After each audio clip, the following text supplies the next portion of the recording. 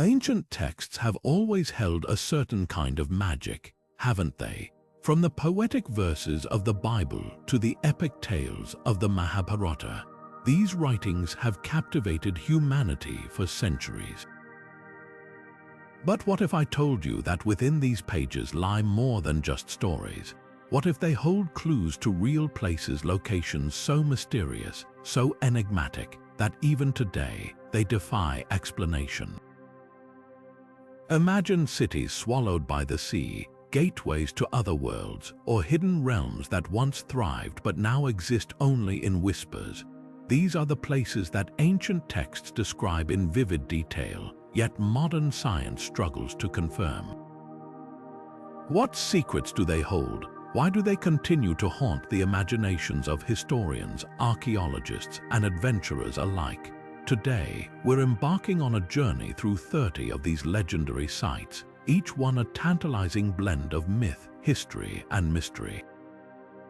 From the fabled gardens of Babylon to the lost island of Atlantis, we'll explore the stories, the evidence, and the unanswered questions that surround these ancient wonders.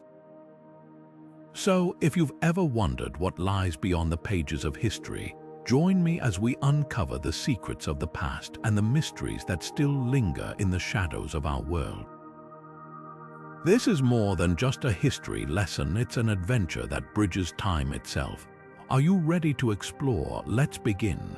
Picture a civilization so advanced, so powerful, that its very existence has sparked debates, expeditions, and legends for thousands of years. This is the story of Atlantis, a city described by the ancient Greek philosopher Plato in his dialogues Timaeus and Critias. According to Plato, Atlantis was a naval empire that thrived over 9,000 years before his time, boasting incredible wealth, advanced technology, and a thriving society. But its downfall came when the gods, angered by its hubris, caused it to sink into the ocean in a single day and night.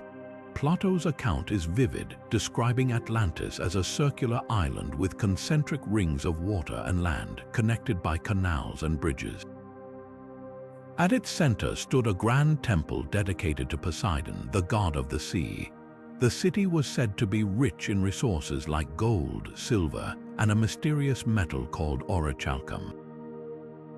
But beyond its material wealth, Atlantis was a symbol of human ambition and the consequences of overreaching. For centuries, scholars and adventurers have tried to pinpoint Atlantis's location. Some believe it was in the Mediterranean, near the island of Santorini, where a massive volcanic eruption around 1600 BC devastated the Minoan civilization. Others argue for the Caribbean, pointing to underwater formations like the Bimini Road as possible remnants. There are even theories linking Atlantis to Antarctica or the Azores. Each theory brings its own evidence, from geological formations to ancient texts, but none have been definitively proven. Modern technology has reignited the search for Atlantis. Sonar mapping, underwater drones, and satellite imagery have allowed researchers to explore the ocean floor like never before. Expeditions have uncovered submerged ruins and strange geological features, but none have conclusively matched Plato's description. Still, the allure of Atlantis persists. It's not just about finding a lost city. It's about uncovering a piece of human history that challenges our understanding of ancient civilizations. Atlantis has also left an indelible mark on popular culture. From Jules Verne's 20,000 Leagues Under the Sea to blockbuster films, the Legend of Atlantis continues to captivate our imagination. It's a story that blends myth and science, inviting us to wonder, could Atlantis have been real? And if so, what secrets might it hold beneath the waves? As we dive deeper into the mysteries of ancient texts, Atlantis stands as a reminder of how much we still have to learn about our past. Whether it's a cautionary tale or a lost chapter of history, this legendary city keeps us searching, questioning, and dreaming. And that, perhaps, is its greatest legacy.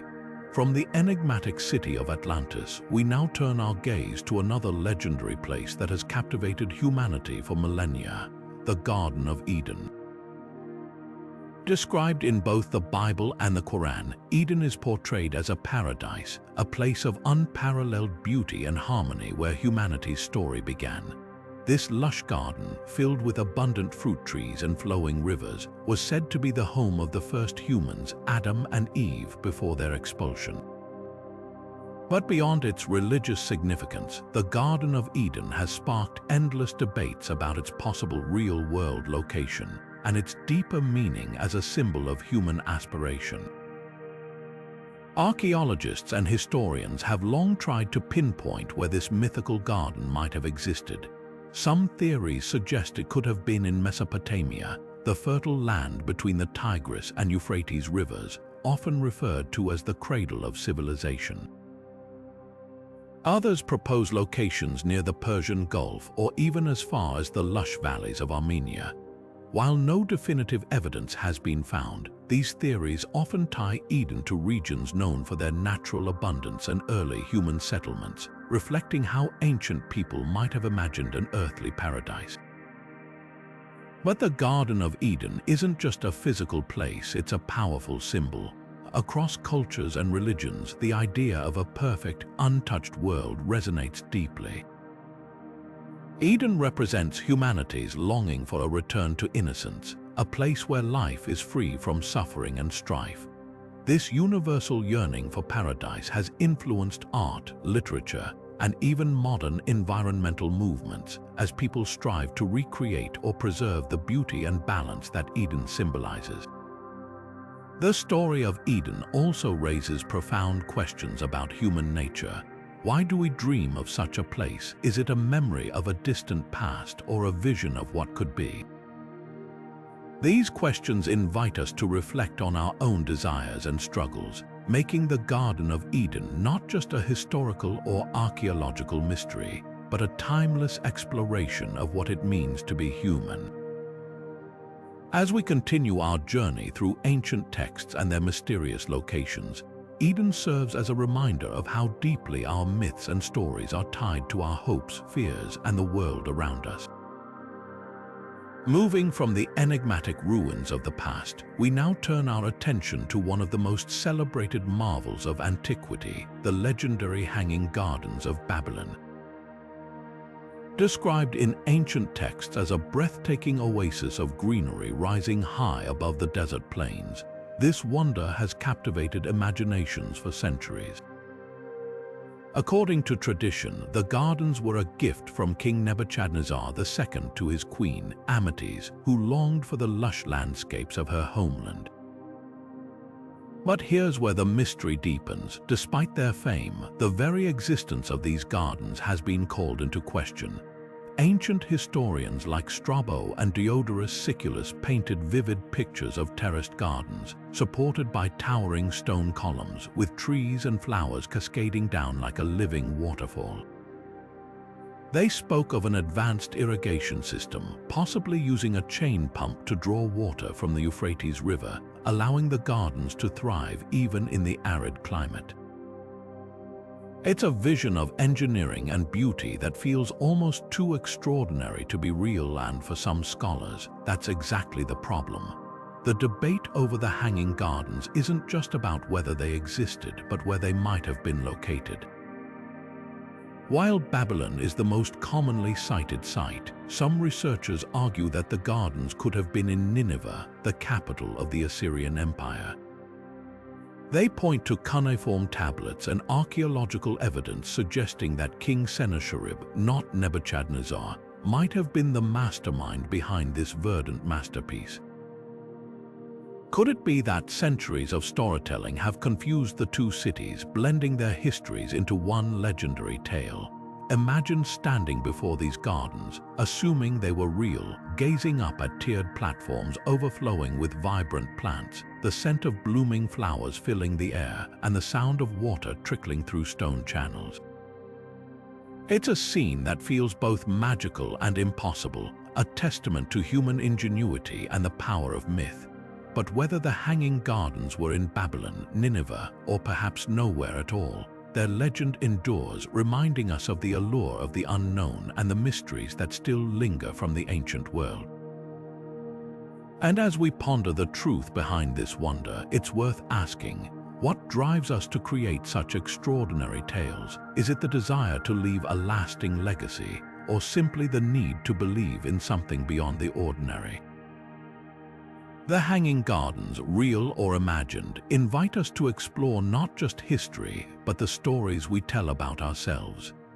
The city of Troy stands as one of the most captivating intersections of myth and history, a place where legend and archaeology collide in ways that continue to spark wonder and debate.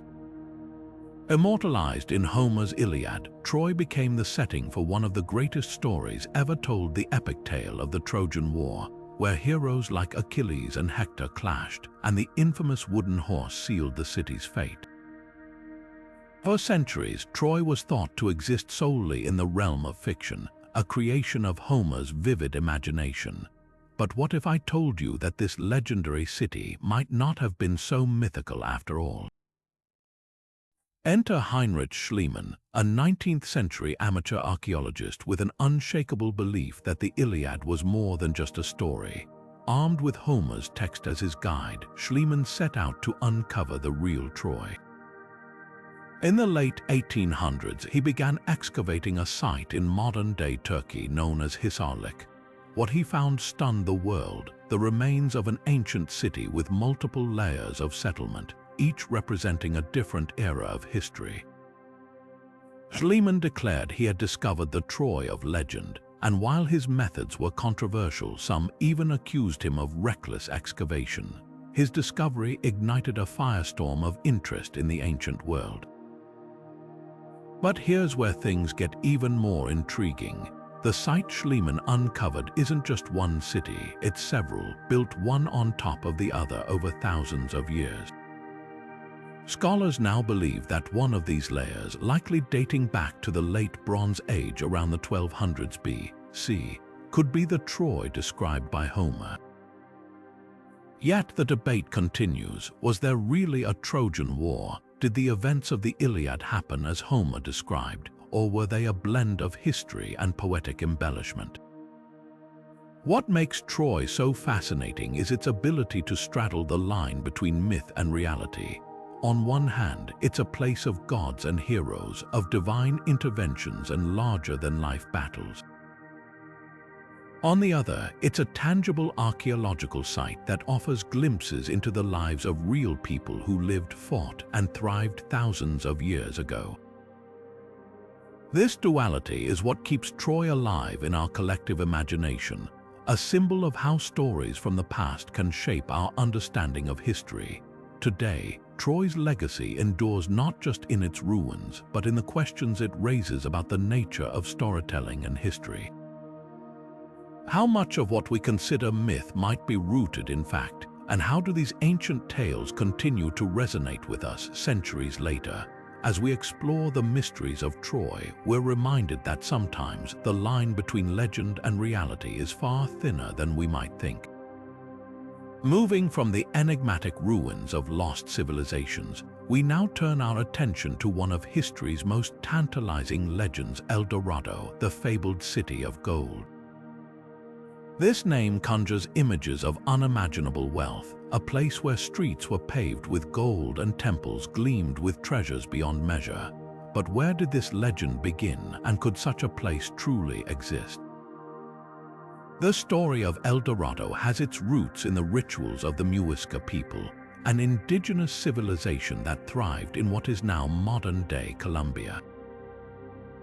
For the Muisca, gold wasn't just a symbol of wealth, it held deep spiritual significance. Their leaders would cover themselves in gold dust during sacred ceremonies, diving into Lake Guatavita as an offering to the gods. This practice gave rise to the term El Dorado, meaning the Golden One. Over time, Spanish conquistadors, hungry for riches, twisted this cultural tradition into a vision of an entire city made of gold. As the legend spread, it fueled countless expeditions across South America. Conquistadors like Gonzalo Pizarro and Sir Walter Raleigh ventured deep into jungles and mountains, driven by dreams of finding this mythical city. Yet, despite their efforts, El Dorado remained elusive. Modern historians and archaeologists now believe that the legend was less about an actual place and more about the allure of the unknown, a symbol of human desire for wealth and discovery.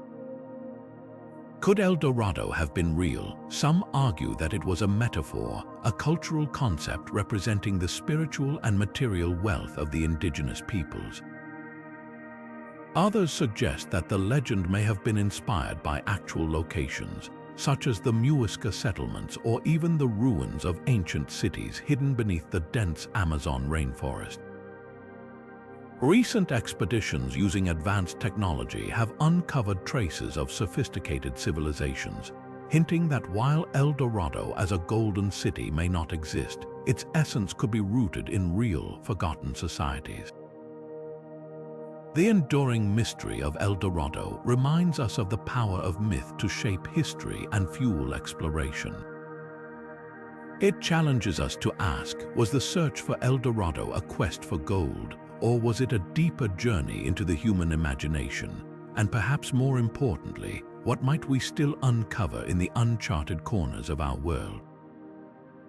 The legend lives on, not just as a tale of treasure, but as a testament to the stories we tell and the dreams they inspire. The legend of the Kingdom of Prester John is one of those fascinating tales that blur the line between myth and history, a story so compelling that it shaped the course of European exploration for centuries. Medieval texts from the 12th century onward describe a powerful Christian king, Prester John, who ruled over a vast and prosperous kingdom somewhere in the distant lands of Asia or Africa. His realm was said to be filled with wondrous rivers of gold, forests teeming with exotic creatures, and even the fountain of youth. But what made this legend so enduring wasn't just its fantastical elements, it was the hope it offered to a Europe deeply embroiled in religious conflict. At the time, Europe was locked in a struggle with Muslim powers during the Crusades, and the idea of a powerful Christian ally in the East was incredibly appealing. Prester John's kingdom became a symbol of hope, a potential savior who could tip the scales in favor of Christendom. This belief wasn't just wishful thinking, it actively influenced explorers and leaders. Figures like Marco Polo and Portuguese navigators set out on their journeys partly inspired by the possibility of finding this mythical kingdom. In a way, the legend of Prester John didn't just reflect the dreams of medieval Europe, it helped fuel the age of exploration itself. What's most intriguing about this story is how myths can shape real-world actions. The search for Prester John wasn't just a quest for a fairy tale. It was a driving force behind diplomatic missions, trade routes, and even colonial ambitions. Over time, the location of his kingdom shifted in the imagination of Europeans, moving from Asia to Africa as explorers failed to find it. Yet, the legend persisted, adapting to new discoveries and evolving with the times. It's a reminder of how stories, even those rooted in myth, can have a profound impact on history. The Kingdom of Prester John also highlights the human desire to believe in something greater, something just beyond the horizon. It's a theme that resonates through many ancient texts and legends, and it sets the stage for the next mysterious kingdoms. We'll explore places where myth and reality intertwine, and where the search for the unknown continues to captivate us. Deep within the heart of the Amazon rainforest lies one of history's most tantalizing mysteries, a tale of obsession, adventure, and a city that may or may not exist. This is the story of the lost city of Z, a legend that captured the imagination of British explorer Percy Fawcett and has since fueled countless expeditions into the uncharted depths of the jungle. Fawcett, a seasoned adventurer and former army officer, became convinced that an ancient, advanced civilization lay hidden in the Amazon, inspired by fragments of indigenous legends and cryptic references in old Portuguese manuscripts. He believed this city, which he called Z, was a remnant of a sophisticated society that once thrived in the rainforest long before European colonization. Fawcett's obsession with finding Z led him on multiple expeditions into the Amazon in the early 20th century. He sought not just the city itself, but also proof that the Amazon had once been home to a civilization far more complex than anyone had imagined. His final journey in 1925, however, ended in mystery. Fawcett, along with his son and a friend, vanished without a trace, leaving behind only speculation about what they might have discovered or what dangers they encountered. Their disappearance sparked decades of fascination, with countless explorers attempting to retrace Fawcett's steps, hoping to uncover the truth about Z and his fate. But what makes the lost city of Z so compelling isn't just the mystery of Fawcett's disappearance. It's the idea that the Amazon, even today, remains one of the most enigmatic places on Earth. The dense, impenetrable jungle has a way of swallowing secrets, preserving them beneath layers of vegetation and time. Modern technology, from satellite imagery to ground-penetrating radar, has revealed evidence of ancient settlements and complex earthworks buried beneath the forest floor, suggesting that Fawcett might not have been entirely wrong. Could Z have been a real place, lost to history and reclaimed by nature, or was it merely a myth, a mirage conjured by the unforgiving wilderness? The Amazon continues to guard its secrets, and the story of the lost city of Z reminds us how much of our world remains unexplored. It's a tale that blurs the line between legend and reality, between the known and the unknowable. Even now, the rainforest whispers of hidden cities, ancient treasures, and civilizations long forgotten, inviting us to wonder what else might be waiting to be discovered in its shadowy depths. The Labyrinth of the Minotaur is one of those legendary places where myth and history seem to intertwine in fascinating ways. According to ancient Greek mythology, this elaborate maze was constructed by the master craftsman Daedalus on the island of Crete, designed to imprison the fearsome Minotaur, a half-man, half-bull creature born from the union of Queen Pasiphae and a sacred bull. The story goes that King Minos, the ruler of Crete, ordered the labyrinth built to conceal this monstrous offspring, and it became the setting for one of the most dramatic tales of heroism, as Theseus ventured into its depths to slay the beast. But could this myth have been inspired by something real? Enter the Palace of Knossos, a sprawling archaeological site on Crete that has captivated historians and archaeologists for centuries. Discovered in the early 20th century by Sir Arthur Evans, the palace is a labyrinthine structure in its own right, with its intricate network of rooms, corridors, and courtyards. Evans himself believed that Knossos was the very palace of King Minos, and its complex layout might have fueled the legend of the labyrinth. The palace's vibrant frescoes depicting bull-leaping rituals and other symbolic imagery further suggest a culture deeply connected to the myth. Could the Minotaur represent a symbolic or even exaggerated memory of these ancient practices? What's truly intriguing is how myths like this often emerge from kernels of truth.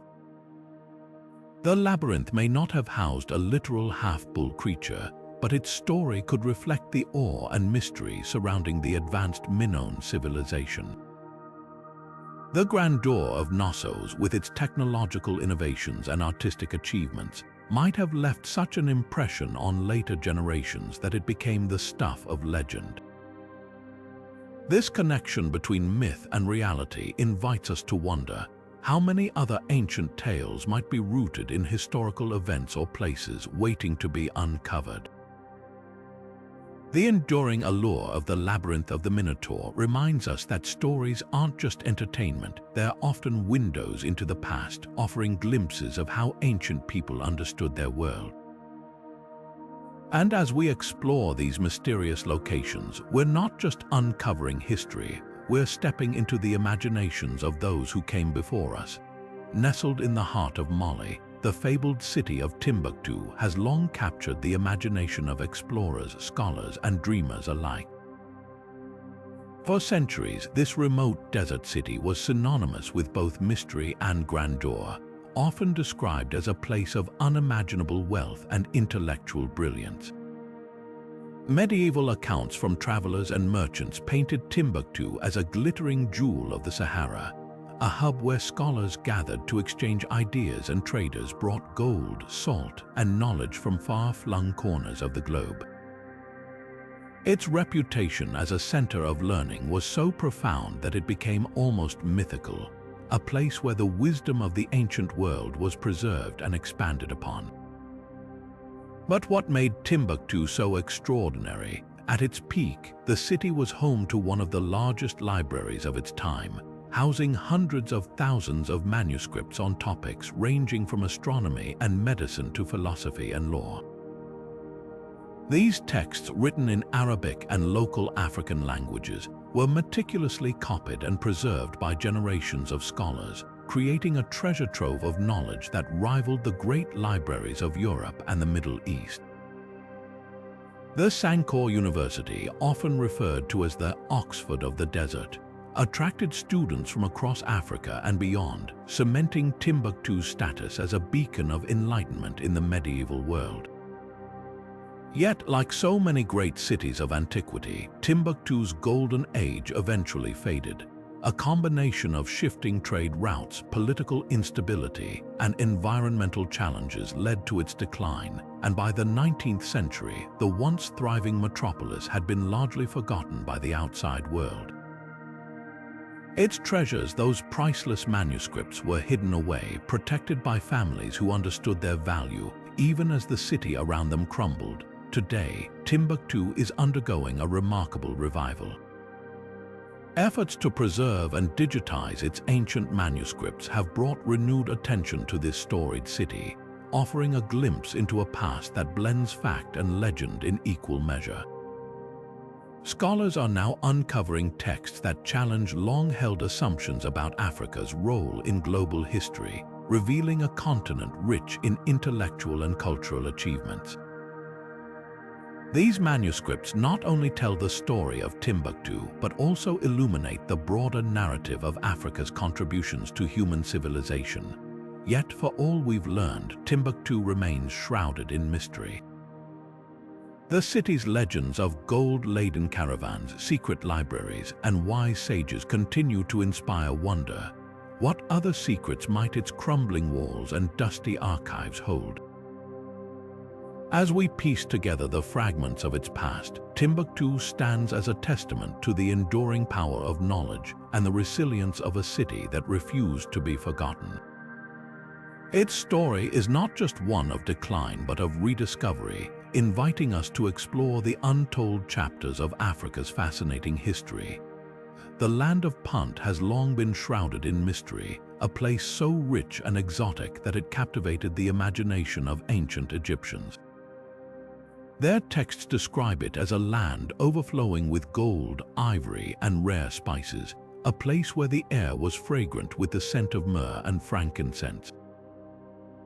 But where exactly was this fabled land? For centuries, historians and archaeologists have debated its location, with theories placing it anywhere from the Horn of Africa to the Arabian Peninsula. Some even suggest it could have been a combination of regions, a network of trade hubs rather than a single place. What we do know is that the Egyptians valued Punt so highly that they sent expeditions to bring back its treasures, carving their journeys into temple walls as a testament to its importance. Trade routes like those to Punt didn't just bring goods, they brought ideas, technologies, and cultural exchange, weaving distant lands into the fabric of ancient civilizations. Think about it, myrrh from Punt wasn't just a luxury item. It was used in religious ceremonies, embalming practices, and even medicine. These connections show how trade shaped the ancient world, creating ties that stretched far beyond borders. And while the exact location of Punt remains elusive, its legacy reminds us of the incredible reach and ambition of early societies. As we continue to explore these lost lands, we're not just uncovering the past, we're piecing together the stories of how humanity connected, thrived, and dreamed of distant horizons. Among the most captivating mysteries of the ancient world is the legendary Kingdom of Sheba, a realm that has inspired countless stories across cultures and religions. Both the Bible and the Quran recount the tale of the Queen of Sheba's visit to King Solomon, a meeting steeped in wisdom, wealth, and intrigue. According to these texts, the queen traveled from her distant kingdom to Jerusalem, bearing lavish gifts of gold, spices, and precious stones. Her journey was not merely a diplomatic mission but a quest for knowledge, as she sought to test Solomon's famed wisdom with riddles and questions. This encounter has echoed through the ages, blending history and myth into a narrative that continues to fascinate. But where exactly was the Kingdom of Sheba? Scholars have long debated its location, with many pointing to the regions of modern-day Yemen and Ethiopia as the heart of this ancient civilization. In Yemen, the ruins of Marib, once a thriving city, offer tantalizing clues. The remnants of a massive dam and intricate irrigation systems suggest a society capable of sustaining vast agricultural wealth, traits that align with descriptions of Sheba. Meanwhile, in Ethiopia, traditions claim the Queen of Sheba as their own, with the Kebra Nagast, a sacred text, asserting that she bore Solomon, a son who founded the Ethiopian Solomonic dynasty. These competing claims add layers of complexity to the story, making it a rich tapestry of cultural pride and historical speculation. Archaeological discoveries have further deepened the mystery. In Yemen, inscriptions and artifacts unearthed near Marib hint at a powerful kingdom that controlled lucrative trade routes, particularly for frankincense and myrrh, which were as valuable as gold in the ancient world. In Ethiopia, the ancient city of Axum, with its towering obelisks and royal tombs, stands as a testament to a civilization that once rivaled its neighbors in wealth and influence. While these findings don't definitively prove the existence of Sheba, they paint a vivid picture of a region that could have inspired such legends. The story of Sheba is more than just a historical puzzle, it's a bridge between cultures and faiths. For some, it's a tale of divine wisdom and mutual respect between rulers. For others, it's a symbol of cultural heritage and national identity. The blending of fact and fiction in Sheba's story reminds us how ancient narratives often serve as mirrors, reflecting the values and aspirations of the societies that tell them. Whether as a historical kingdom or a mythical realm, Sheba continues to captivate, inviting us to explore the intersections of history, faith, and imagination. Hidden beneath the shifting sands of the Arabian desert lies a legend so captivating, it earned the title Atlantis of the Sands. This is the story of Ubar, a city steeped in myth and mystery, mentioned in the Quran and celebrated in Arabian folklore. According to ancient texts, Ubar was a thriving hub of trade and wealth, a place of towering fortresses and bustling markets until it vanished, swallowed by the desert as if it had never existed. For centuries, Ubar was dismissed as nothing more than a fable, a cautionary tale about the dangers of greed and hubris. But in the late 20th century, something extraordinary happened. Using satellite imagery and clues from ancient maps, archaeologists uncovered the remains of a once thriving settlement in Oman, believed to be the real Ubar. The discovery ignited a wave of excitement and debate. Could this truly be the legendary city? Some researchers argue the ruins match descriptions of Ubar, pointing to evidence of sophisticated irrigation systems and caravan routes that once connected it to distant lands. Others, however, remain skeptical, suggesting the site might represent a different ancient settlement entirely. What makes Ubar so fascinating isn't just its potential rediscovery, it's the way deserts, often seen as barren and lifeless, can act as time capsules, preserving secrets for millennia. The dry, arid conditions of the desert have a unique way of safeguarding relics, from pottery shards to entire cities, offering us glimpses into civilizations long forgotten. Ubar's story reminds us that even the most inhospitable landscapes can hold treasures waiting to be uncovered. And it raises the question, if Ubar was real, what other lost cities might still be out there, hidden beneath the sands, waiting for their stories to be told? Ancient Greek mythology is filled with tales of faraway lands shrouded in mystery, but few capture the imagination quite like Hyperborea. Described as a paradise beyond the north wind, this legendary land was said to be a place of eternal sunshine, lush landscapes, and a people who lived in perfect harmony with nature. The Greeks believed Hyperboreans were blessed by the gods, living lives of unparalleled peace and longevity. But where exactly was this idyllic realm? Some ancient texts point to the Arctic, suggesting a land of perpetual daylight, while others argue it could have been located in the vast expanses of Siberia.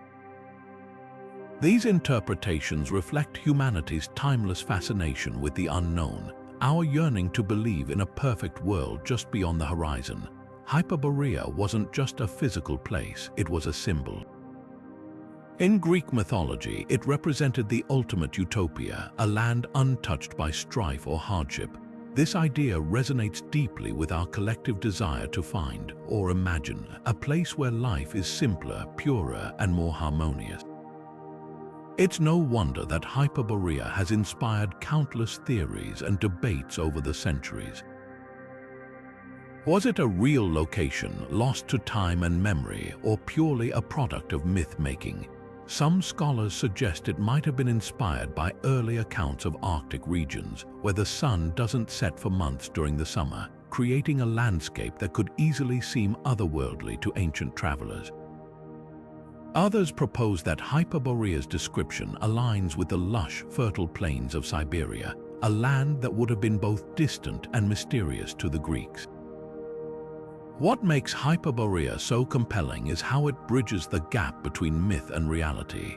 It's a reminder that even in ancient times, people dreamed of finding a perfect world, a place where the struggles of everyday life didn't exist.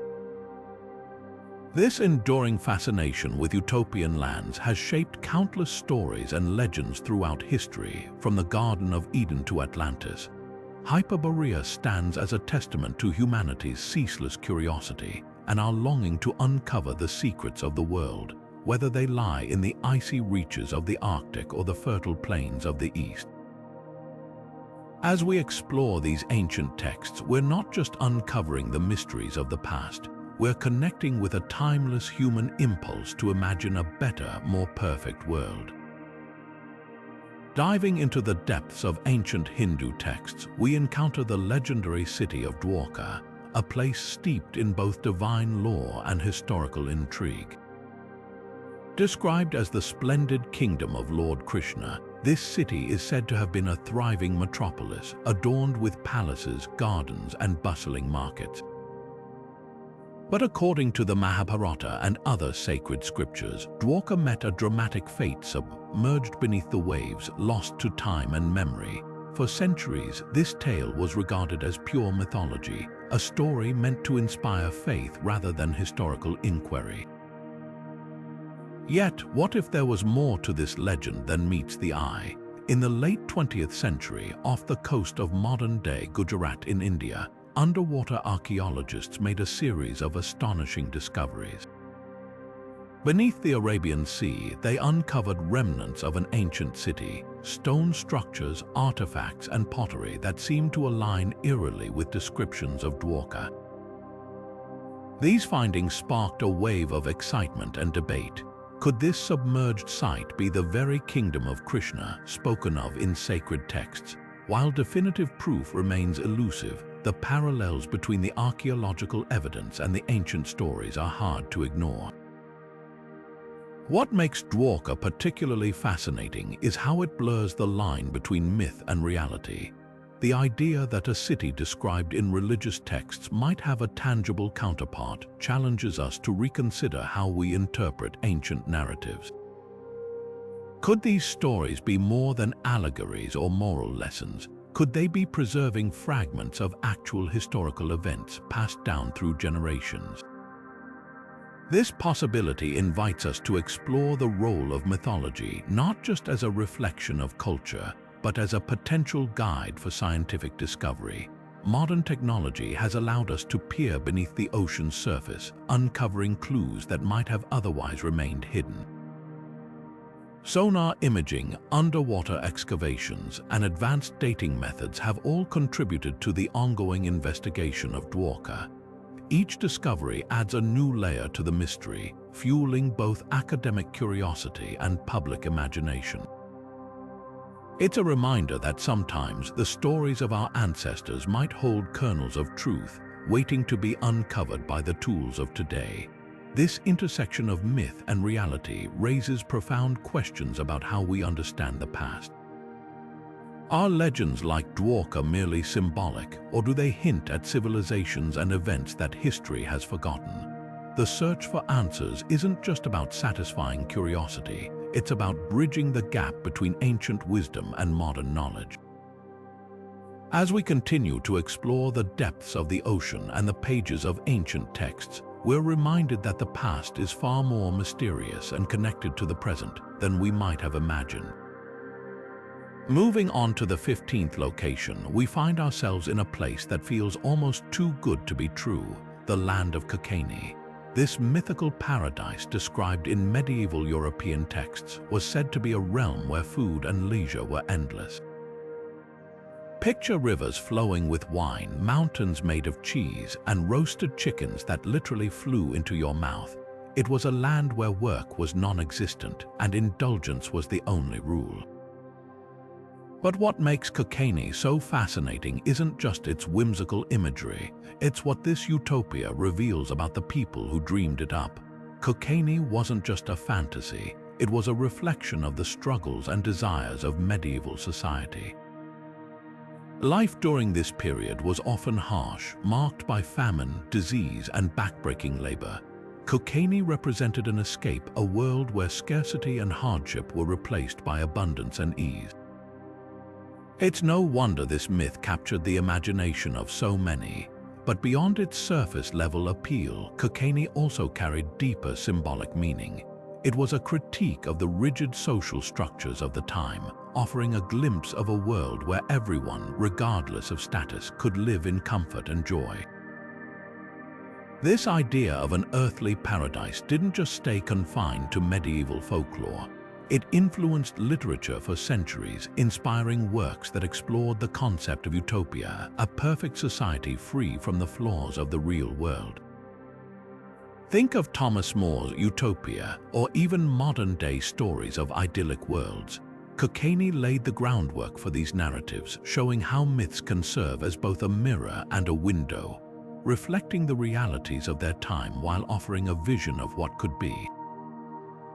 But here's something to ponder. Why do we keep dreaming up these perfect worlds? Is it simply a form of escapism, or is there something more profound at play? Cockaigne and other imagined paradises suggest that these myths are more than just flights of fancy. They reveal our deepest longings for peace, abundance, and equality. They challenge us to imagine a better future, even if that future exists only in stories. As we explore Cockaigne, it's impossible not to wonder about the other mythical lands that have captured human imagination throughout history. What do they tell us about the societies that created them, and what do they say about us today? Whether they're born from medieval texts or modern fantasies, these imagined worlds remind us that the human spirit is endlessly creative and endlessly hopeful. Now let's turn our attention to the enigmatic city of Iram, a place steeped in both myth and moral significance. Mentioned in the Quran, Iram is described as a city of unparalleled grandeur with towering pillars that reach toward the heavens. But its splendor came at a cost. Its people, known for their arrogance and defiance, faced divine retribution, and the city was ultimately buried beneath the sands of time. This tale isn't just a story of destruction. It's a powerful reminder of the consequences of hubris, a theme that resonates across countless ancient texts. What makes Iram even more intriguing is its potential connection to the lost city of Ubar, often referred to as the Atlantis of the Sands. Archaeological expeditions in the deserts of southern Arabia have uncovered evidence of an ancient settlement that some believe could be Iram. The discovery of fortified structures, pottery, and even the remnants of a once thriving trade route have fueled speculation. Yet, pinpointing its exact location remains a challenge as the shifting sands of the Arabian desert continue to guard their secrets. This elusive quality only adds to the city's mystique, blending historical intrigue with spiritual lessons. Ancient texts often serve as more than just records of the past. They carry timeless warnings and wisdom. The story of Iram, with its cautionary tale of pride and downfall, is no exception. It invites us to reflect on the broader role of such narratives, how they transcend their historical context to offer guidance even in our modern world. As we explore more mysterious locations in the episodes to come, keep in mind how these ancient stories often intertwine the physical and the moral, leaving us with lessons that endure long after the ruins have faded into obscurity. The Land of Lemuria, a name that conjures images of a sunken paradise hidden beneath the waves of the Indian Ocean. This mysterious lost continent first emerged in the 19th century, not from ancient texts or folklore, but from the minds of scientists trying to make sense of the world around them. At the time, researchers noticed something puzzling. Lemurs, small primates native to Madagascar, shared similarities with species in India and Africa. How could these animals have spread so far apart? To explain this, British zoologist Philip Sclater proposed the idea of Lemuria, a vast land bridge that once connected these distant regions. It was a bold theory, one that captured the imagination of both scientists and storytellers alike. But as the field of geology advanced, the idea of Lemuria began to crumble. The theory of plate tectonics provided a far more plausible explanation for the distribution of species. It turned out that continents weren't fixed. They moved, shifted, and collided over millions of years. This groundbreaking discovery rendered the concept of a sunken continent unnecessary. Yet, Lemuria didn't disappear. Instead, it found a new life in the realm of pseudoscience and mythology. Some began to speculate that Lemuria wasn't just a land bridge but an advanced civilization, a utopia lost to time. Stories of its people, their wisdom, and their tragic downfall began to circulate, blending science with legend. What's fascinating about Lemuria isn't just the story itself, but what it reveals about humanity. We're drawn to the idea of lost worlds, places that challenge our understanding of history and science. Lemuria reminds us that myths often arise from our attempts to explain the unknown, even when those explanations are later disproven. It's a testament to the power of imagination, how a scientific hypothesis can evolve into a cultural phenomenon, sparking curiosity and wonder for generations. So, while modern science has debunked the existence of Lemuria, its legacy endures. It serves as a reminder that sometimes the most captivating mysteries aren't found in what's true, but in the stories we create to fill the gaps in our knowledge. And who knows, perhaps somewhere buried beneath the sands of time, there's a kernel of truth waiting to be discovered, inspiring us to keep exploring the unknown. Hidden deep within the sacred texts of Tibetan Buddhism lies the enigmatic city of Shambhala, a realm often described as a utopia of peace, wisdom, and enlightenment. Unlike many other mythical locations, Shambhala isn't just a place of legend. It's a spiritual ideal, a kingdom said to exist somewhere beyond the physical world, yet accessible to those pure of heart and mind.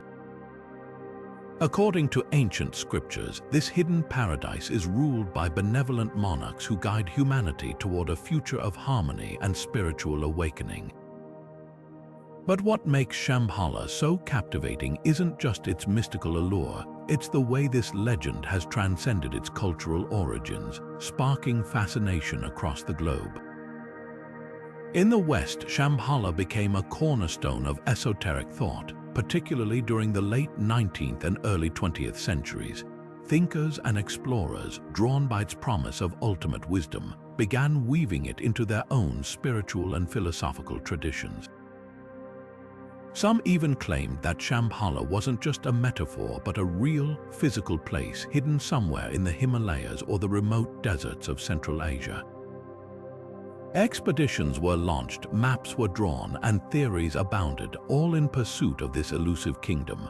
Yet, despite centuries of searching, Shambhala remains shrouded in mystery, its true essence perhaps more spiritual than geographical. The enduring appeal of Shambhala lies in its dual nature. It's both a destination and a journey.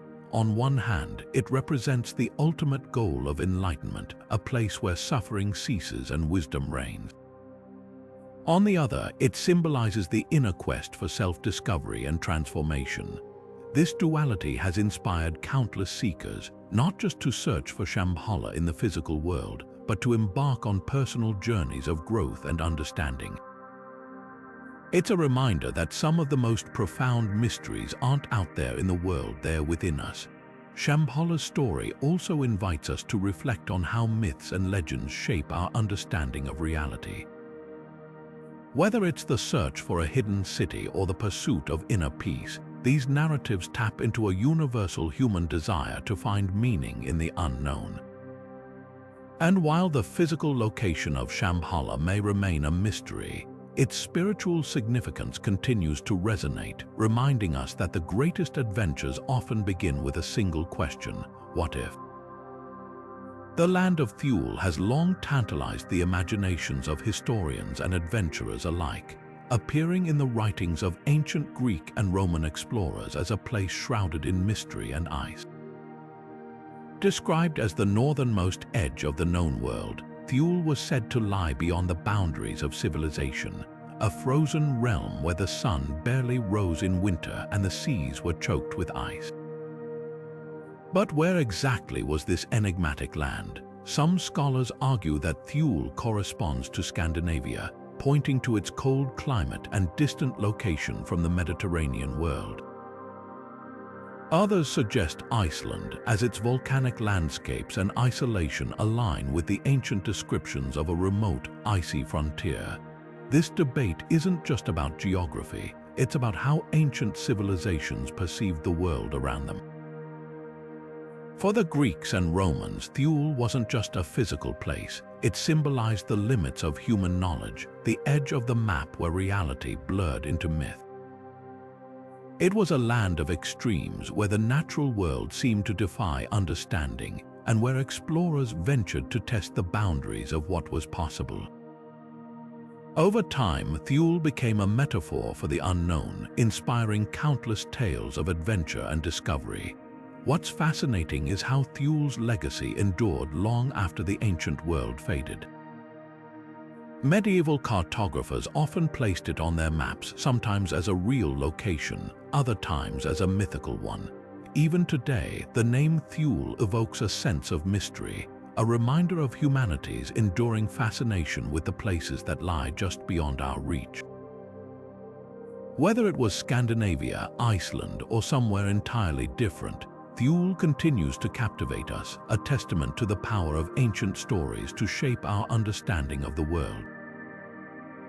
Moving deeper into the realm of ancient mysteries, we arrive at the haunting tale of the City of Wyse, a story steeped in legend and tragedy. According to Breton folklore, Wyse was once a magnificent city, said to have been built below sea level by the king Gradlon to please his daughter Dahat. Protected by a massive dike and a gate that only the king could open, Wyse thrived as a symbol of wealth and power. But as the story goes, Dahat's reckless behavior encouraging the city's inhabitants to indulge in excess and sin led to its downfall. One fateful night, she gave the key to the city's protective gate to a mysterious stranger who turned out to be the devil in disguise. the gates were opened and the sea rushed in, swallowing Wyse forever. This tale isn't just a local legend. It echoes themes found in flood myths across cultures, from the biblical story of Noah's Ark to the Mesopotamian epic of Gilgamesh. What makes Wyse unique, though, is its focus on moral lessons, hubris, temptation, and the consequences of human folly. It's a story that warns against arrogance and excess, wrapped in the dramatic imagery of a city lost to the waves. Even today, some say that on quiet nights, you can still hear the bells of Wyse ringing from beneath the ocean, a ghostly reminder of its tragic end. The legend of Wyse holds a special place in Breton culture, serving as both a cautionary tale and a source of regional pride. It's a reminder of how folklore can preserve history, even if that history is shrouded in myth. Stories like this often carry kernels of truth, perhaps reflecting real events like coastal flooding or societal collapse, while also imparting timeless lessons about human nature. The tale of Wyse invites us to consider how local legends shape our understanding of the past and connect us to the landscapes we inhabit. Who knows what other secrets lie hidden beneath the waves, waiting to be uncovered? From the shimmering sands of lost cities, we now turn to a place steeped in myth and magic, the legendary Island of Avalon. Nestled within the rich tapestry of Arthurian legend, Avalon is often portrayed as a sanctuary of healing and eternal life, a place where the wounds of the world are mended and time itself seems to stand still.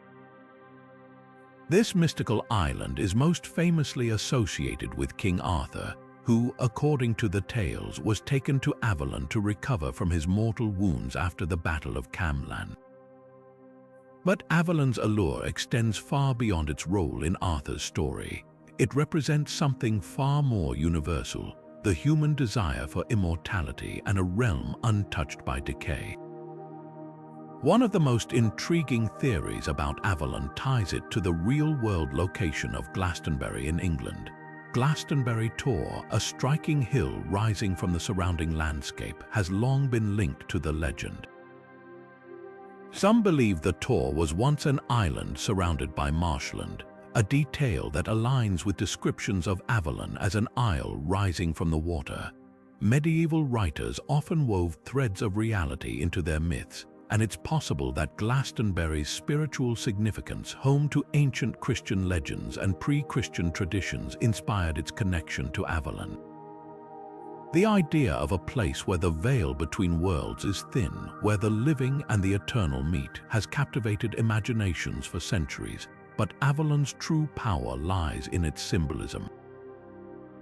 It's not just a physical place, but a metaphor for humanity's deepest yearnings. The quest for immortality, the hope for renewal, and the dream of a perfect, unchanging world are themes that resonate across cultures and eras. From the Greek Elysium to the Buddhist Pure Land, mythical islands and paradises have always served as mirrors reflecting our collective aspirations. Avalon, with its promise of healing and eternal life, is no different.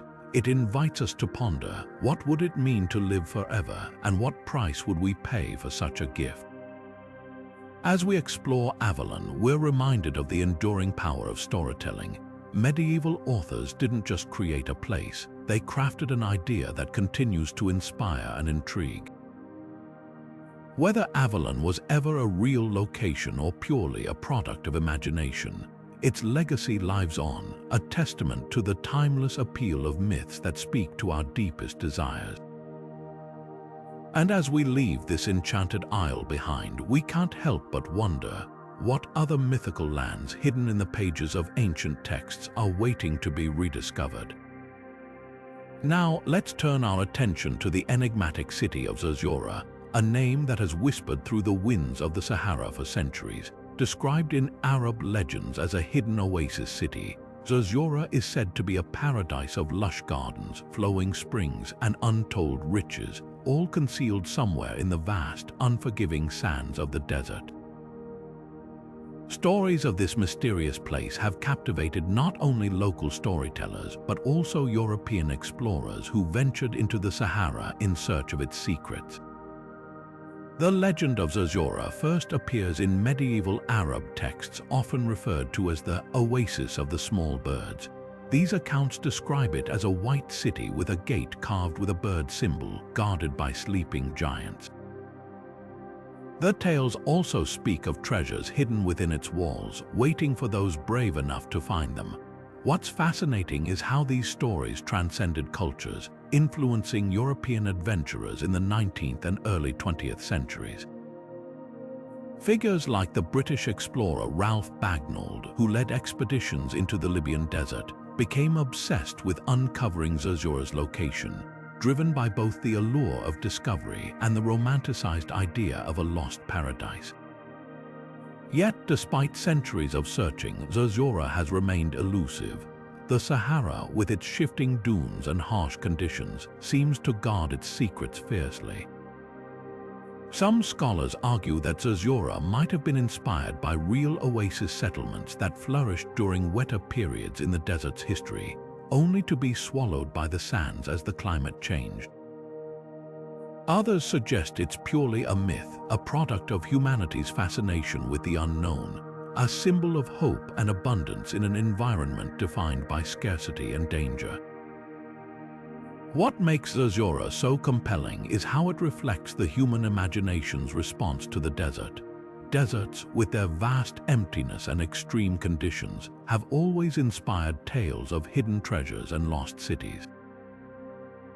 They represent both a challenge and a mystery, inviting adventurers to test their limits while fueling stories that endure across generations. Zerzura, whether real or imagined, embodies this duality, a dream of discovery that continues to beckon from the sands. As we move forward, the allure of desert mysteries like Zerzura sets the stage for even more intriguing tales. The idea that such hidden wonders could exist, waiting to be uncovered, keeps the spirit of exploration alive. And perhaps that's the most enduring legacy of Zerzura, not just as a place, but as a symbol of humanity's unending quest to uncover the secrets of our world. Moving from the mystical to the maritime, let's turn our attention to the land of Lyonesse, a place steeped in Arthurian legend and shrouded in mystery. According to the tales, Lyonesse was a prosperous kingdom, home to noble knights and lush landscapes, until it met a tragic fate, vanishing beneath the waves in a single catastrophic event. This lost land is often linked to the Isles of Scilly, an archipelago off the southwestern tip of England, where folklore whispers that the remnants of Lyonesse can still be seen beneath the ocean's surface.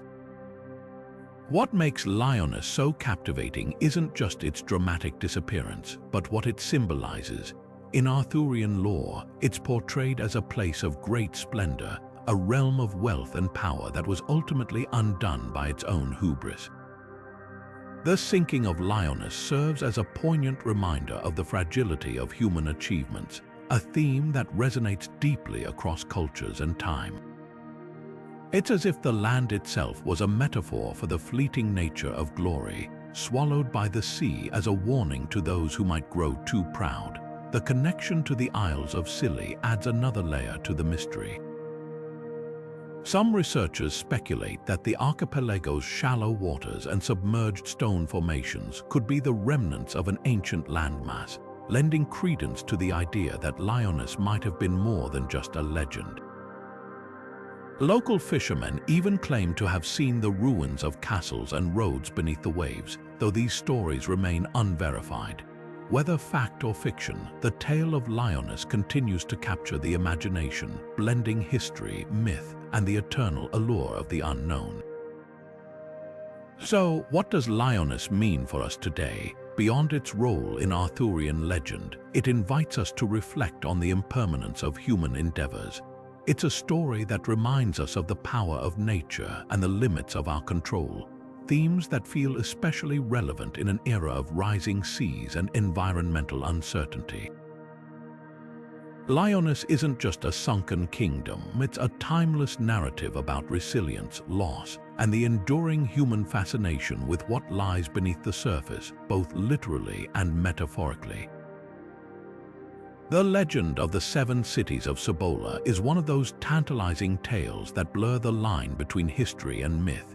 In the mid-1600s, Spanish conquistadors, fueled by stories of unimaginable wealth, set out on a relentless quest to find these fabled cities said to be overflowing with gold.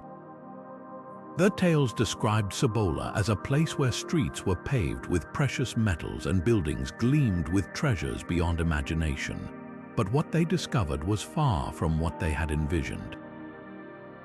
Instead of a glittering metropolis, they encountered the Zuni Pueblo, a thriving Native American settlement in what is now New Mexico. The pueblos were impressive in their own right, multi-storied structures built with remarkable skill, but they were not the golden cities the Spanish had dreamed of. This story raises an important question. How did such a myth take root in the first place? Some historians believe it was a mix of misinterpretation and wishful thinking. The Spanish, eager to justify their expeditions, may have embellished accounts of Native American trade networks where gold and turquoise were exchanged. Others suggest that the myth was perpetuated to inspire more explorers to venture into uncharted territories. Regardless of its origins, the search for Cibola reveals a darker side of human ambition. The conquistadors' relentless pursuit of wealth often came at a devastating cost to the indigenous peoples they encountered, reshaping histories and cultures in ways that are still felt today. But the allure of treasure myths like Cibola persists even centuries later. They remind us of how easily greed can distort reality, turning whispers of possibility into legends that endure. And while Cibola itself was never the golden paradise the Spanish imagined, it remains a fascinating chapter in the history of exploration, one that invites us to reflect on the power of stories and the lengths to which people will go in search of fortune. What other treasure myths might be waiting to be unraveled, and what truths lie hidden beneath their glittering surfaces? From the shimmering waters of the Mediterranean, we now journey to the misty shores of Irish mythology, where the enchanting land of Magmel awaits. Known as the Plain of Joy or Plain of Honey, Magmel is described as a paradise beyond the sea, a place where time stands still and sorrow is unknown. In Celtic folklore, this otherworldly realm is said to be ruled by the sea god Manannán mac Lir, a figure who bridges the mortal world and the divine. But Magmel is more than just a mythical destination. It's a reflection of humanity's deepest yearning for a life free from pain and hardship, a longing that has echoed across cultures and centuries. What makes Magmel particularly fascinating is its role in Irish storytelling. Unlike the underworlds of other mythologies, which often come with trials and tribulations, Magmel is a place of pure joy and abundance. The ancient texts describe it as a land of eternal youth, where the fields are always fertile, the rivers flow with sweet nectar, and the air is filled with the sound of laughter and music. It's a paradise that doesn't demand penance or purification. It simply exists as a reward for those fortunate enough to find it. This idea of an effortless utopia has deeply influenced later literature, from medieval romances to modern fantasy, where the concept of an idyllic, unattainable paradise continues to captivate our imaginations. Magmel also serves as a powerful symbol in Celtic culture, representing not just a physical place but a spiritual ideal. It embodies the belief that there is a realm beyond the struggles of earthly life, a place where harmony reigns supreme. This vision of eternal bliss has resonated throughout history, shaping how we think about the afterlife and the possibility of a perfect existence. It's a theme that transcends time, appearing in everything from ancient poetry to contemporary works, reminding us that the search for paradise is a universal human experience. As we explore Magmel, It's impossible not to notice how it mirrors similar paradises in other mythologies, places like the Elysian Fields of Greek legend or the Garden of Eden in biblical tradition. Yet, what sets Magmel apart is its uniquely Celtic flavor, steeped in the natural beauty and mystical energy of Ireland. It's a paradise that feels both otherworldly and deeply connected to the land, a testament to the rich storytelling traditions of the Celts. So, as we leave the shores of Magmel behind, we carry with us not just the image of a mythical paradise, but a deeper understanding of how these ancient stories continue to shape our dreams of a better world. From the sunken ruins of Atlantis to the enigmatic Yonaguni monument, the ocean has long been a keeper of secrets. But have you heard of Vinter? This legendary city, said to lie beneath the waves of the Baltic Sea, is a tantalizing blend of Slavic and Germanic folklore. According to the tales, Vinter was once a bustling hub of trade, wealth, and culture, so prosperous that its riches were said to rival even the greatest cities of its time. But as the story goes, the city's arrogance and greed angered the gods, leading to its sudden and dramatic submersion. The waters swallowed Vinter whole, leaving behind only whispers of its existence. What makes Vinter particularly fascinating is how deeply it's woven into the cultural fabric of both Slavic and Germanic traditions. In Slavic folklore, it's often portrayed as a utopian city of unparalleled beauty, while Germanic legends emphasize its downfall as a cautionary tale against hubris. But could there be a grain of truth behind these myths? Some historians and archaeologists speculate that Vinter might have been inspired by real coastal settlements that were lost to rising sea levels or catastrophic storms. The Baltic Sea region, after all, has seen its fair share of submerged ruins, from ancient trading posts to Viking-era structures. The idea of a wealthy, advanced city disappearing beneath the waves has a universal appeal, sparking imaginations across generations. It's not hard to see why coastal regions like the Baltic have become fertile ground for stories of lost civilizations. The sea, with its unpredictable nature and hidden depths, serves as the perfect metaphor for the unknown. It invites us to wonder what else might be lying just out of sight, waiting to be discovered. Could Vinter have been a real place, its story exaggerated over time? Or is it purely a product of human imagination, a way to make sense of the mysteries of the deep? What's certain is that Vinter continues to captivate us, not just as a tale of a lost city, but as a reflection of our own fascination with the past. It reminds us that the line between myth and history is often blurred, and that sometimes the most enduring stories are those that live in the space between reality and legend. So the next time you gaze out at the sea, let your mind wander. Who knows what secrets might still be waiting beneath the waves, deep beneath the surface of our planet, hidden away from the prying eyes of modern science, lies a realm that has captured the imaginations of explorers, mystics, and dreamers for centuries, the land of Agartha. This legendary subterranean kingdom, said to be a vast network of tunnels and cities beneath the earth, has its earliest roots in Tibetan Buddhism, where it is referred to as Shambhala, a place of peace and enlightenment untouched by the chaos of the surface world. According to ancient texts, Agartha is home to an advanced civilization, guided by beings of immense wisdom and spiritual power who have mastered the secrets of the universe. But how did this concept, born in the high mountains of Tibet, find its way into the Western imagination? During the late 19th and early 20th centuries, Agartha became a focal point for esoteric thinkers and occultists who wove it into their own narratives of hidden knowledge and lost civilizations. Figures like Helena Blavatsky, the founder of Theosophy, and later, authors such as Ferdinand Ossendowski and Nicholas Roerich, popularized the idea of Agartha as a sanctuary of ancient wisdom, a place where humanity's deepest mysteries might be unlocked. What makes Agartha so compelling is not just its physical description. though the idea of a hidden world beneath our feet is undeniably thrilling, but what it symbolizes. Agartha represents humanity's unending fascination with the unknown, our desire to believe that there is more to this world than what meets the eye. It taps into a universal curiosity about what might lie just beyond the edges of our understanding, whether that's in the depths of the earth or the far reaches of the cosmos.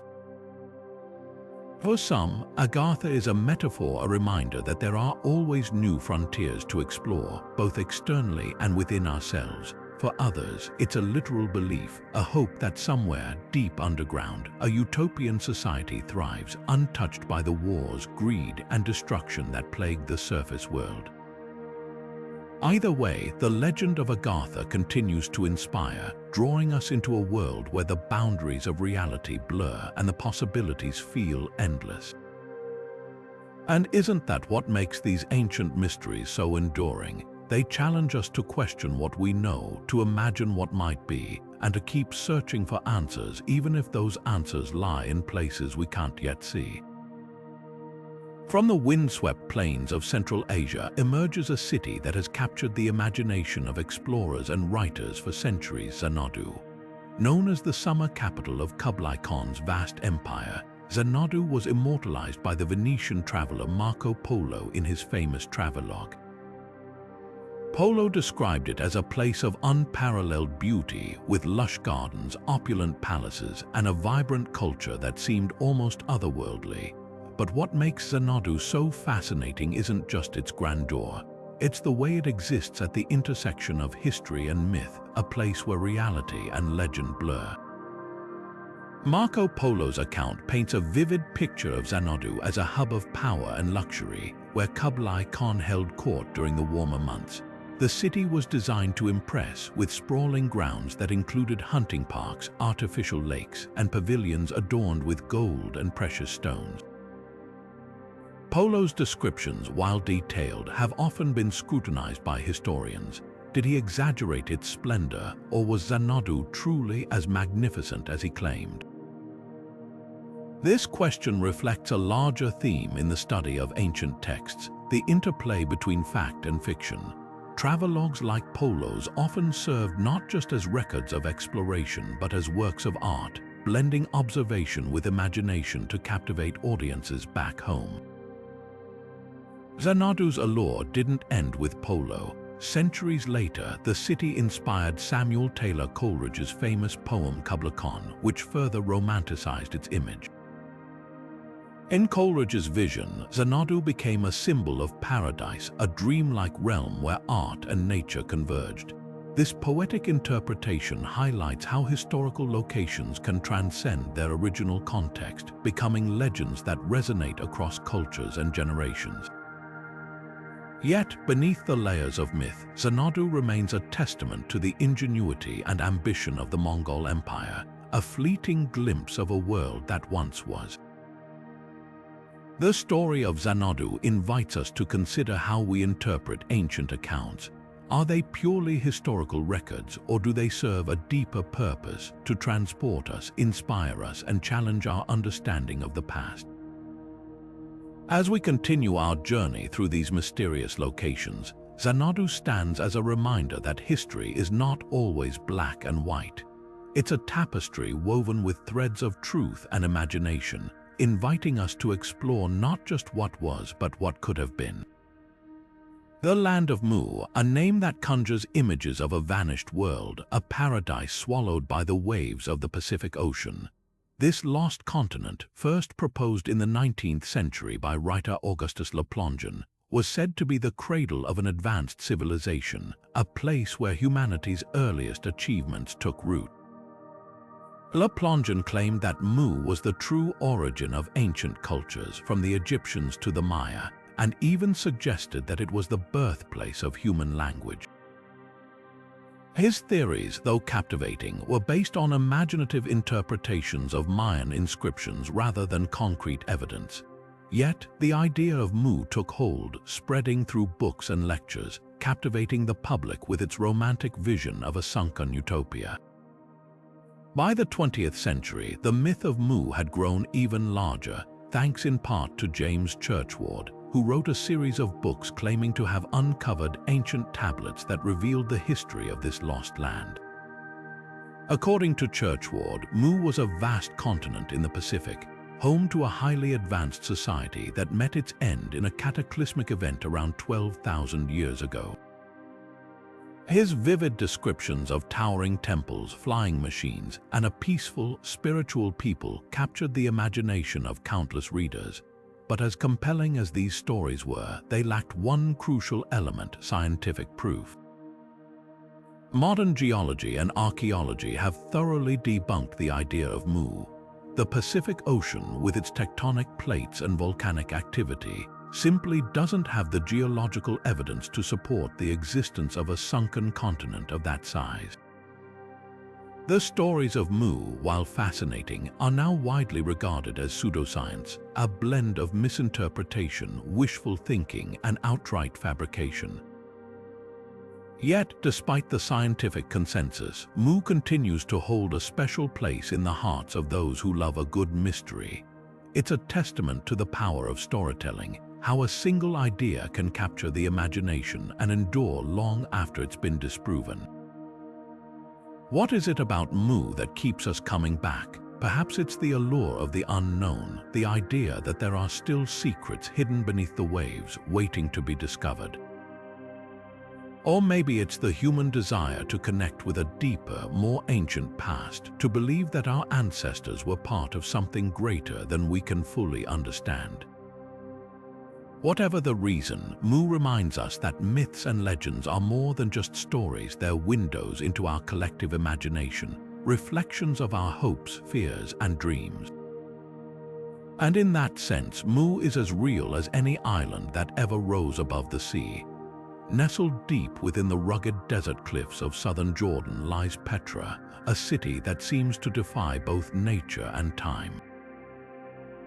Carved directly into the rose-red sandstone, this ancient marvel was once a bustling hub of trade, connecting the Silk Road with the Arabian Peninsula. Imagine caravans laden with spices, silks, and precious stones winding their way through the narrow Sikh, a dramatic canyon passage that serves as the city's gateway. At the end of this path stands the iconic treasury, or Al-Kosneh, its intricate facade glowing in the sunlight, a testament to the skill and ambition of the Nabateans, the people who built this extraordinary city over 2,000 years ago. Petra's rise to prominence was no accident. The Nabateans, masterful engineers and traders, harnessed the arid landscape to their advantage. They developed an ingenious system of water channels and cisterns, transforming the desert into a thriving oasis. This allowed Petra to flourish as a center of commerce, attracting merchants from as far as China, India, and Rome. But as trade routes shifted and the Roman Empire expanded, Petra's influence waned. By the 7th century, the city had faded into obscurity, its grandeur swallowed by the sands of time. For centuries, Petra existed only in the whispers of ancient texts and the memories of those who once walked its streets. It wasn't until the early 19th century that the Western world rediscovered this lost city, thanks to the daring explorations of Swiss adventurer Johann Ludwig Burckhardt. His accounts of Petra's stunning architecture and hidden treasures reignited global interest, drawing archaeologists, historians, and travelers to its rediscovered wonders. Today, Petra stands as a powerful reminder of humanity's ability to create beauty in the most unforgiving environments, but it also raises pressing questions about preservation. The delicate sandstone structures are vulnerable to erosion, tourism, and even climate change. Efforts to protect this UNESCO World Heritage Site are ongoing, highlighting the delicate balance between sharing history with the world and safeguarding it for future generations. Petra's story isn't just about the past, it's a call to action. As we marvel at its towering temples and hidden tombs, we're reminded that countless other ancient sites may still lie undiscovered, waiting to share their secrets. What other wonders might be buried beneath the earth or hidden in remote corners of the world? The rediscovery of Petra invites us to look closer, to ask questions, and to preserve the fragile threads that connect us to our shared history. And so, we've reached the end of our journey through 30 mysterious locations whispered about in ancient texts. From the lost city of Atlantis to the enigmatic labyrinth of Knossos, each site has offered us a glimpse into the fascinating intersection of myth, history, and human imagination. These stories, whether born from truth or legend, remind us of the boundless creativity and curiosity that have driven humanity for centuries. They challenge us to ask questions, to explore the unknown, and to marvel at the mysteries that still linger in our world. What makes these ancient tales so compelling isn't just their origins, it's the way they continue to captivate us today. Modern explorers, archaeologists, and dreamers alike are drawn to these places, seeking to uncover the truths behind the legends. And even when the answers remain elusive, the act of searching itself becomes a testament to our shared desire to understand the world and our place within it. As we close this chapter, I encourage you to keep that spirit of exploration alive. Whether it's through traveling to these legendary sites, diving into the ancient texts that mention them, or simply letting your imagination wander, there's always more to discover. Mystery, after all, is what keeps the world exciting. It's the spark that ignites curiosity and drives us to push beyond the familiar. To leave you with a final thought, consider this quote from Carl Sagan: "Somewhere, something incredible is waiting to be known." These ancient mysteries remind us that the world is still full of wonders waiting to be uncovered. So, what will you explore next? Let me know in the comments below. I'd love to hear your thoughts, theories, or even your favorite mystery from today's list. And if you enjoyed this journey, don't forget to hit that subscribe button and share this video with fellow adventurers. Until next time, keep exploring, keep questioning, and never stop chasing the unknown. Thank you for joining me on this adventure through time and legend. See you in the next one.